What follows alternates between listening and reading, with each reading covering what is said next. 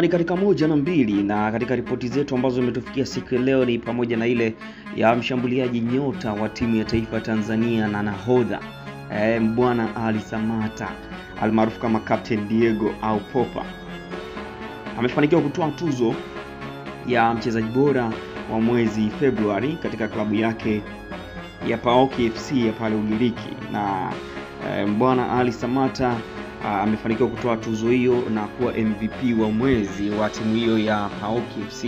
Na katika mwezi huu wa pili Bwana Samata ameweza kufunga magoli matatu katika michezo mitatu mfululizo, sambamba na kutoa mojawapo kati ya assist. Ni Bwana Ali Samata ambaye amerejea katika kiwango bora kwa kweli.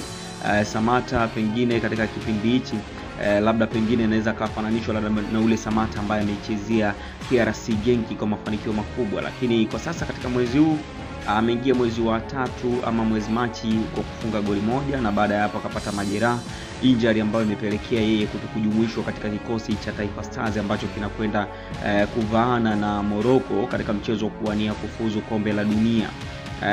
Na Samata tunajua amepita katika vilabu vingi katika bara la Ulaya ikiwemo KRC Genk pale Ubelgiji, lakini baada ya kuondoka hapo kaenda Aston Villa pale Uingereza inayoshiriki EPL.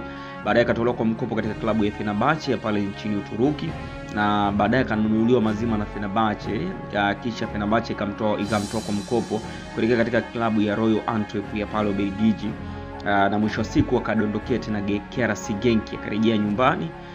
Lakini msimu uliopita msimu juzi akajiunga na klabu ya PAOK FC ya pale nchini Ugiriki. Mwezi wa pili umemwendea vyema kwa kweli na amefanikiwa kutoa tuzo hiyo ya mchezaji bora wa mwezi wa pili ambao ni mwezi Februari baada ya kufunga magoli matatu na kutoa assist moja. Inamaanisha kwa mchango wa magoli amehusika katika magoli 4 ya timu hiyo ya PAOK FC ya pale nchini Ugiriki. Lakini katika tuzo hii alikuwa anashiriki ama anapambana na chuana na kina nani? Alikuwa anachuana na Baba Abdulrahman ambaye huyu ni mlinzi wa kushoto wa raia wa Ghana, ambaye huyu amepiga soka lake katika vilabu vikubwa barani Ulaya ikiwemo Chelsea the Blues ya pale Uingereza, lakini pia Stade Reims ya pale Ufaransa Ligue 1, lakini akapiga katika klabu ya Schalke 04 inayoshiriki Bundesliga ligi kuu ya pale nchini Ujerumani, lakini vile vile akakipiga katika klabu ya FC Augsburg ya pale nchini Ujerumani pia ambayo inashiriki Bundesliga. Kwa hiyo unaweza kuona kwamba ni mchezaji mwenye profile kubwa kweli kweli ambaye amechuana na Samata, lakini mwisho wa siku Samata ameweza kutoa tuzo hiyo. Lakini mwingine ambaye walikuwa wanachuana naye katika tuzo hiyo anaitwa Thomas Kedziora ambaye huyu ni raia wa Poland, na yeye pia alikuwa anachuana naye katika tuzo hiyo. Na mwezi Januari Kedziora alifanikiwa kutoa tuzo ya goli bora la mwezi.